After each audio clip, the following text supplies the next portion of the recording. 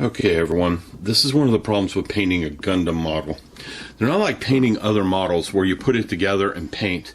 A Gundam model, typically you put it together, tear it apart, paint it, and then put it back together. That's kind of what I've done with this one. This is my second set of painting on these trees, and I still have at least 2 more to go before I get everything painted. It's just how it works. Okay? So if you start watching some of the videos of people to build Gundams and paint them, a lot of people don't paint them, they just weather them because they're molded in color. And that's one of the reasons why Bandai molds these things in color, so you don't actually have to paint them. There's Gundam markers and a few other things they use. Okay? The ones that do paint them, they usually, if you watch any of their videos, you'll see this like this. You'll see this spread out like this, where they've got all the parts, and they have the parts in different boxes, and they're painting hundreds of parts before they put it together.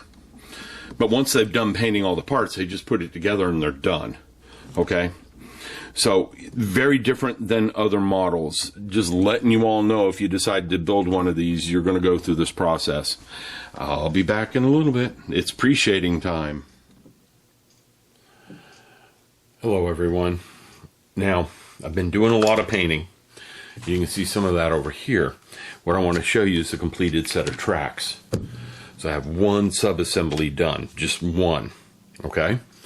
So let's take a zoom in and see what it looks like. Okay. So there's one sub-assembly done on the tracks, front and back. Okay. I think it's looking pretty good. I like how it's coming out. I'm not disappointed in the least bit about it. Now to get the other one done, and the other one requires a lot of painting, and I'm really tired tonight, so I don't think I'm going to do much other than put together the parts I've got done now and store the ones that aren't getting used. But I like the color. It's darker than the original model. I like the color of the treads, the steel. Okay, I like how it came out on the back. Now the main body hasn't been painted yet, so you can see the contrast between the color I'm using and the color the kit came in. There's a big difference there. And again, I like that contrast. I like that difference. I like how this is coming out. Okay? I'm going to have to touch up a few spots here and here on the road wheels, like there's a paint chip right there. But that's real simple to do, and will take almost nothing to do. So, I do like how this is coming out. We have the upper torso here. Okay, and you can see it's matching the color of the tracks really well. And I've added the ammo can to the back here, although the ammo can, there it goes. Now it's seated correctly. So I added the ammo can back here. I got to paint the gun jet. I'm working on the head and the guns right now, and the rest of the road wheels, which I still have another 2 or 3 days of painting to get all that done with. But this is where I sit with it right now. So I'm going to get off here. I'm going to put together these parts. The parts that don't go on here, I'm going to set aside and let sit for a little bit so I can get the other side assembled. So it's going to be, again, 3 or 4 days before I'm done with all this painting and I can start on that base. I got to get moving because we're getting near the end of the contest time. We'll be back in a little while. Okay, everyone, I'm here to talk about where I'm at with the Guntank. I've got one of the tracks done, in just one, okay? And this is what the completed track looks like. It's ready for placement on the model, okay? I like how it came out. I like the color variation that's on it. Let me back the camera up some so we can see it against the main body of the tank, and you can see the difference in the color. Here's the upper hull, and the upper hull matches what I'm doing with the tracks really well. So when I get this painted, it's going to look like this. Okay? And I've got the ammo can on the back. I'm calling that an ammo can. I don't really know what it is. It's either an ammo can or a fuel tank, one of the two. Okay? I like the steel color here. The guns are getting paid gun metal. And I did some test painting on one of them. The seam isn't quite right on it yet, but it's a much darker color than the steel is. So it's going to provide a good contrast with the guns. And when you get that gunmetal done right, it looks good. And I had to work on that seam a little bit and smooth it out some, and it's good to go. I'm ready to do a lot of painting here, but tomorrow is a long work day, so I'm not going to get much painting done. I'm kind of tired today after a long work day from today. So I'm going to get these parts together and put it aside and call it a night, so I can put some of the parts together on this set of tracks. Can't put them all together, but I like how this is coming out. I really do. It looks good to me. So I'm ready to work on the other set of tracks and set this aside in a safe place. It's been clear coated. There's no decals on this. I missed detail painting an inner part, but I don't think anyone would even know I missed that inner part unless they know exactly what they're looking for. So I'm not too worried about it. Oh, I can see it. I don't think I'm going to get this apart to get to that inner part. So, yeah, I can reach in there with a brush and probably take it. We'll see if I do it. I might just leave it. Anyhow, there we go. Going to start on this set of tracks over here. This is almost ready for paint. I'm still trying to decide if I want to try to put something in those tiny little grooves down there. Looking at it, and I found out why I'm having such trouble. These louvers are slanted. They're slanted at an angle, so putting they don't go straight in. So putting something in there, I have to push them up at an angle, and that means cutting the part more than just a little bit. So it's getting really hard to do. And when I look at it, I'm only going to get one, maybe two drilled holes in each one anyhow. So I'm thinking about matching the size of this with a drill bit and just drawing 2 holes in each one, and that'll clean up the difference in the look. So let me get going so I can get this done and get to bed. Tomorrow's a long day at work, and I need to be rested for that. So I will talk to all of you later. Okay, everyone, what you're looking at is a part of the head. This is the part that the visor sits on. I want to chrome the back of that head. Now, the way Alclad chrome works is you put a gloss black base on the bottom of it. Now, what I'm using for my gloss black base is an Alclad product. You don't have to use it. I'm using this. Okay? You don't have to use an Alclad product. Almost anything would work, preferably non-lacquer though. The reason I say that is you're about to put down the lacquer paint on top of it. You put Alclad chrome on top of it. Okay? Once you have the chrome put down on top of it, the next thing that comes along is a clear. Now, when you put the clear on, it has to be it has to be an acrylic. It cannot be a lacquer because the lacquer will just eat through the chrome finish. You can get away with using probably an enamel, but do not use a lacquer on top of this Alclad paint. You can any Alclad color, and I use the lacquers on top of this. Let me back the camera up some.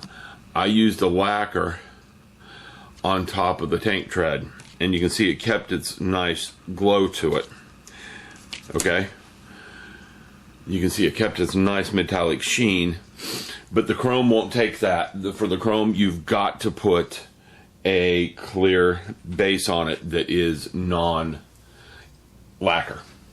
Alright, I will be back and show you the results of the chrome painting. Okay, everyone, what you have in front of you is the piece of paper I've used as my paint pad for a long time. My first bits of paint, or my last bits of paint, go on this thing.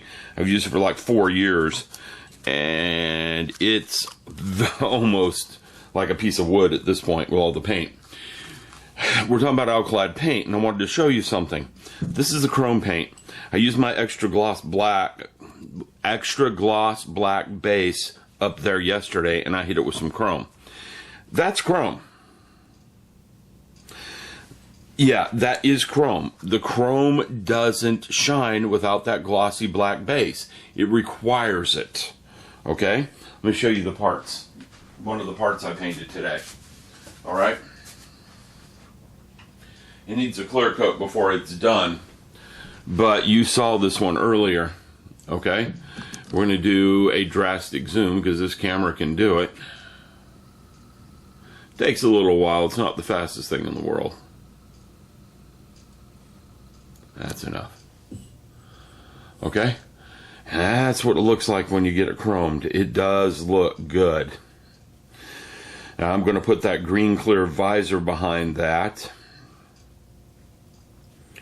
And put the head back together now so that the head is glowing. And then I'm going to have to mask that green visor and then I can paint the head. I can finally finish the head on this guy. Okay? But it's going to look good to me. And that's what I'm looking for on this. Alright, I'm going to get going. Life is calling. Modeling world is not. I've got some things I need to get done. I will come back soon and show you where I'm at. I've got a lot of clear coating to do in the next few days. And I will have most of this painted. This guy is the biggest piece without paint right now. And he's about to. I haven't done anything for the base work. And I've been having a little bit of trouble with one of the hands. My stripping around the outside didn't come out very nicely, and there's a bad spot right there, so I'm fixing it. The other arm's working really good, so I'm getting there. I'm getting really near assembly time and decal work. And decal work is the last bit of it. All right, I'll be back in a little while. I hope you enjoy. Okay, everyone. I have the tank treads done on both sides. Okay, I can see I'm going to have to touch the paint up just a little bit in a few places, but not much. That's good, and it's not hard to touch up paint that way, especially since it's all the same color. Now I've put the head together the rest of the way. It did the all-clad in there, the chrome behind that clear glass, and you can see how reflective that glass is now. It looks like it's metal, and that's what I wanted. I wanted that to look like it is metallized behind it, and it does a really good job of it. You get the same effect with Bandai's metal stickers, foil stickers, but there's no foil sticker back there. So I'm really happy how that turned out. I got to mask off that glass so I can paint this head. Okay, just wanted to show you how that looks. I got the tank treads done. I've got the upper hole done. I'm trying to figure out what I'm going to do about decals because, well, this came with stickers instead of decals. And I'm not a fan of stickers, although people have told me these stickers are good. Okay. Here's the stickers. I'm just not a fan of them. The good part is almost all of them are black, which means I could scan that and make my own decals. Okay. The yellow and the orange won't show up if I print my own decals, but all the black ones will. And the black ones are mostly what I need. Okay? More than anything, but I am going to look and see if I can find an actual decal set for this guy on the internet. And if I can, I'm going to see if I can get it here in time for the end of the contest, because it would look better with decals. Alright, I'll be back in a little while. Alright, everyone, I've been trying to decide on a layout for this thing, and I think I'm getting there. I'm going to use this piece of wood as my base. It's one of those pieces of wood you buy at your big box hobby shop for $7, $10, $12. You know, not that much, actually, more like $3 or $5, because it's cheap wood and it's tacked together. Okay, so you can see it right there. This is a parking lot I got. It's an adhesive background. It is in scale with the Guntank. The apartment building is standing there. My problem with the parking lot is I don't have a roadway, so I got to track down a roadway for it. I know where I bought the parking lot, but I don't know if I'll buy the roadway from them, but I want the same company roadway, which is going to be one fun thing to come up with. Are you trying to help, Thunder? Okay. The other thing is I have a car, so I'll have the car on there. I have some trees and a few other things to help sell the scale of this thing. that he is quite big, and the trees are in scale with the building, which is good. Thunder's trying to go Catzilla on this. You already destroyed a Godzilla diorama, Mr. Thunder. We're not going to do a Guntank, okay? Okay? We're just not going to tear up Guntank. I know you're hungry. All right, so that's where I'm at. I'm planning my layout. I have a good idea how things are going to go. So I get to start working on the base now. The base is going to take a while because this board has to be varnished and sealed before I do anything with it. And then I want to put a plaster base down across the top of it once that's done. And I have to sand the board before I can do any of that. So we're talking 4 or 5 days just to get the board ready to start the diorama work. I'm missing something and I'm looking for it really fast and I don't see it, and I'm not going to stress over it too much. But I had another pack of trees to go. Oh, there they are. I have another pack of trees so I can kind of make it treed up really good. They're not as good as these other trees though. But they are the scale. They were cheap. These were like $2 each. So, not each, for the whole package. So, there you go. This is the layout. I got to find another roadway. I'll do that this afternoon. I'm going to get painting this main tank body now that I know this will work. I have my resin track, so I can put some tracks across the ground. Because if this thing's the size of an apartment building, it's going to be heavy. It will leave an impression. Okay. There you go. We're seeing the layout for the base.